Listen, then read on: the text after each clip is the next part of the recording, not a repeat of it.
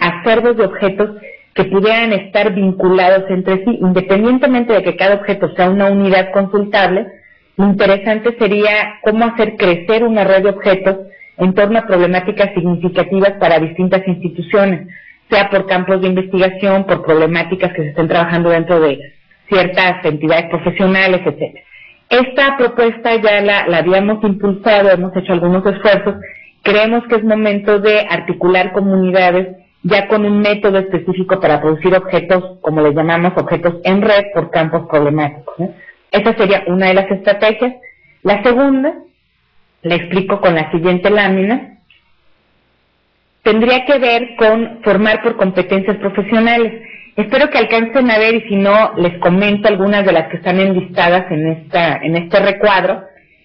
Hemos nombrado algunas unidades de competencia que encontramos en algunas de nuestras licenciaturas. Nosotros impartimos, por ejemplo, la licenciatura en Tecnologías e Información, aquí en el Sistema de Universidad Virtual de la Universidad de Guadalajara.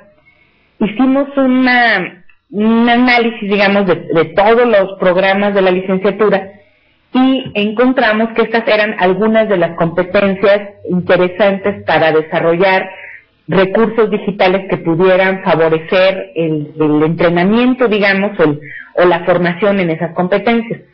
Por ejemplo, la creación de normativas, la selección y justificación de datos, la elaboración de instrumentos para recolectar datos, elaboración de planes de trabajo, la descripción de situaciones, de aparatos, de instrumentos, cualquier tipo de descripción, el análisis de texto, la organización de recursos tecnológicos, la identificación de usos, la ponderación de variables, etcétera. Como ustedes ven, todo lo que dije son competencias profesionales de algún tipo. Y lo que nosotros diríamos es que probar el desarrollo de secuencias metodológicas, digamos, para desarrollar cada una de estas competencias es posible utilizando lo que es el concepto de objeto de aprendizaje. Entonces, esas son algunas de las cosas que se pueden hacer, rastrear en planes de estudios lo que son las competencias centrales o algunas de las más interesantes y empezar a generar recursos digitales de diverso tipo. Se podrían plantear, por ejemplo, como casos, utilizando la metodología de casos, elaborar objetos, o trabajar por contenido simplemente para los distintos contextos en los que se podría trabajar la elaboración de un plan de trabajo, una descripción, un análisis de textos, etcétera, ¿no?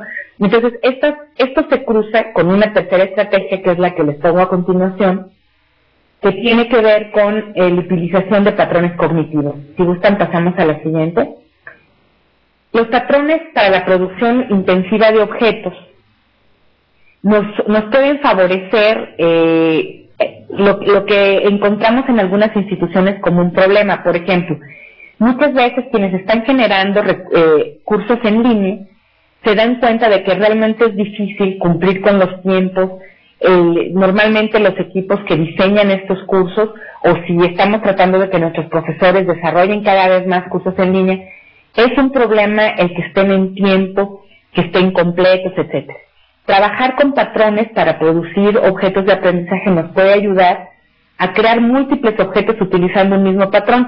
Si yo voy a los ejemplos que les daba en la lámina anterior, por ejemplo, la descripción de algo, o sea, ayudar o desarrollar la habilidad de describir cosas, yo puedo tener una secuencia para la descripción y le cambio lo que es el contenido de las descripciones. Yo podría describir una situación en una empresa, o describir describir un aparato, o describir una práctica, o describir un paisaje, ¿no? O sea, cualquier tipo de descripción requiere de una secuencia, y esa secuencia es la que yo pongo en el objeto, de modo que ese recurso lo actualizo de acuerdo a un contexto, a un contenido determinado. Esto ayuda mucho también, en la segunda línea lo que les planteamos es que muchos estudiantes, cuando están no solo en la educación en línea, sino también en la educación presencial, reciben a veces instrucciones para tareas de parte de los profesores, como por ejemplo hacer un cuadro sinóptico, o elaborar un comparativo entre teorías, o un comparativo entre metodologías. Y el estudiante a veces se enfrenta a la dificultad de no saber qué es realmente el proceso de comparar, o sea, cómo se hace una comparación. y suelen hacer otro tipo de cosas, digamos, a lo mejor por comparación lo que hacen es, este autor dice esto y este otro autor dice esto otro, pero no están realmente haciendo comparación porque olvidan hacer como categorías para decir en qué se diferencian una postura y la otra, por ejemplo. Entonces, lo que nosotros decimos es que usando patrones, lo que podemos hacer es guiar al estudiante a entender todos esos procesos de los que están llenos nuestros cursos, comparar, clasificar, describir, analizar, sintetizar, etcétera, ¿no? Y ayudarles a tener mucho más seguridad y automatizar incluso ese tipo de habilidades cognitivas. Por otro lado, hay muchas competencias que a veces son instruidas de una manera, digamos, densa, o sea, sin haberle dado a cada competencia el paso a paso que muchos estudiantes requieren para entenderla, y para eso también pueden servir el trabajo con patrones. Lo mismo lo que tendría que ver con las grandes habilidades genéricas, leer, comprender, escribir, saber comunicarse, saber generar un equipo, por ejemplo. Entonces, bueno, todo esto hace que creamos firmemente que trabajar con estas orientaciones nos puede ayudar mucho en la comunidad para superar algunas problemáticas que hemos tenido en todas las instituciones cuando queremos incorporar a los docentes a un uso más intensivo de las tecnologías de información y comunicación. Si gustan, podemos pasar a la siguiente.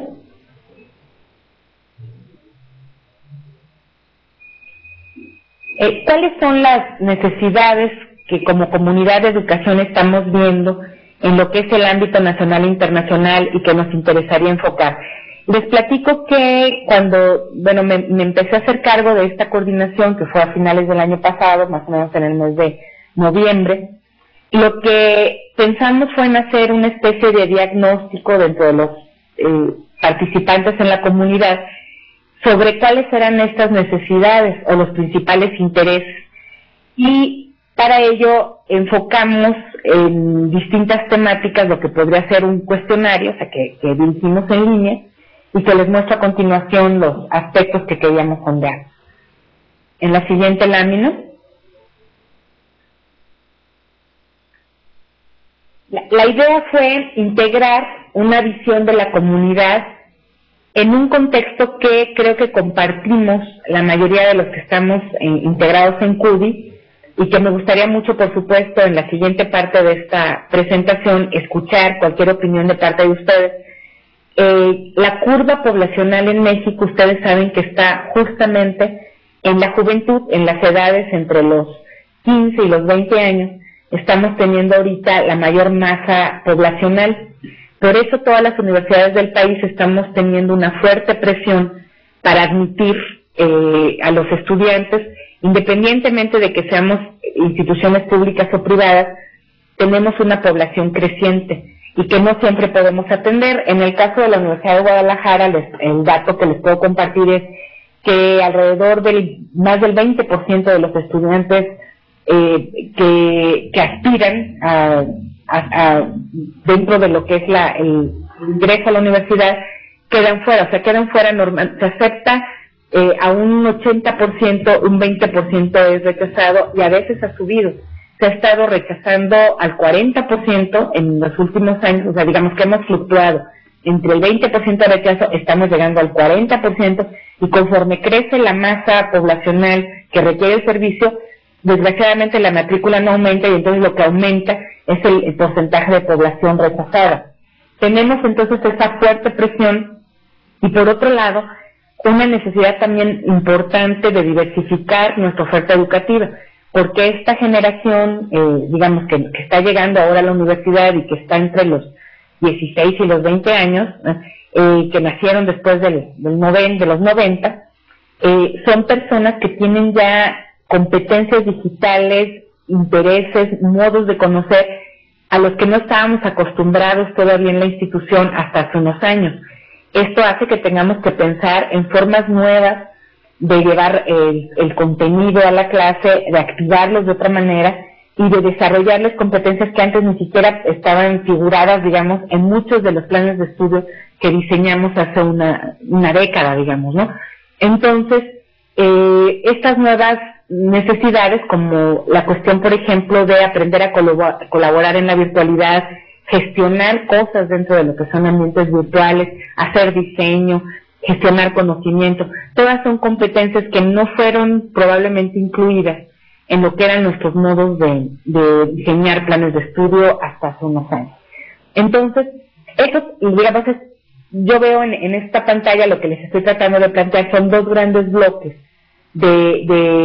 en el contexto de problemática, en el contexto que estamos. Por un lado, la ampliación de cobertura y la diversificación de la oferta. Por otro lado, el asegurarnos de la calidad de los procesos educativos que estamos llevando a cabo cuando hacemos combinación con medios tecnológicos, digamos, entre presencialidad y virtualidad, o cuando son programas totalmente a distancia. O sea, esa tendencia ya no la podemos parar. Afortunadamente, creo yo que la globalización de la educación, el uso de las tecnologías, nos está reportando cosas muy buenas. Sin embargo, la calidad de los procesos, seguramente hoy más que nunca es necesario vigilarla, trabajar con mucha más conciencia el cómo la gente está aprendiendo al utilizar todos estos medios. Pasamos a la siguiente, por favor. Estos son los elementos que nosotros incorporamos al cuestionario. Queríamos saber, en las instituciones que estamos incorporadas en CUDI, quiénes están haciendo educación a distancia, quiénes están haciendo formación en línea, tal vez combinada, por supuesto, con estrategias presenciales, quiénes están queriendo hacer gestión de contenidos para la educación en línea, quiénes tienen lo que le llamamos educación multimodal, ambientes colaborativos, a quienes les interesan los acervos de objetos de aprendizaje, la estandarización de recursos y herramientas, a quienes les está interesando el desarrollo de dispositivos móviles para la educación, quienes están más enfocados a desarrollar entornos virtuales de aprendizaje, aplicaciones educativas con Web 2, accesibilidad, o sea, resolver problemas de accesibilidad como lo podría hacer para estudiantes invidentes o con algún tipo o alguna otra discapacidad, a quienes les interesa la inteligencia artificial, a quienes los centros de documentación y las bibliotecas digitales.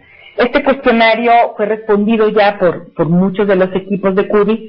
Hicimos también un ejercicio ahora en la sesión que tuvimos en Morelia para hacer la planeación de la comunidad y tenemos ya mucho más datos al respecto. El plan de trabajo todavía no se ha terminado de finiquitar, pero creemos estar ya mucho más cerca. Encontramos que al menos a los grupos que han participado hasta ahorita sí les interesa mucho desarrollar investigación conjunta en torno a algunas de estas cuestiones, particularmente lo que tiene que ver con la educación multimodal y lo que es el desarrollo de recursos digitales para la generación de ambientes y escenarios virtuales de educación. Por ahí hay, digamos, fuertes intereses, pero no quisiéramos cerrarlo hasta que no tengamos una participación más copiosa. Creo que un reto importante ahorita en la comunidad CUDI es la de que verifiquemos de que los registrados, todos los participantes registrados, tengan una participación activa en lo que es la conformación del plan. Entonces, si podemos ir a la siguiente, por favor. En la reunión de Morelia nos fijamos 3 objetivos estratégicos los que participamos en esa sesión, que fue, por un lado, incidir en políticas públicas para la generación, o sea, que les podamos generar información útil a las autoridades de nuestras instituciones para decidir acerca de lo que tiene que ver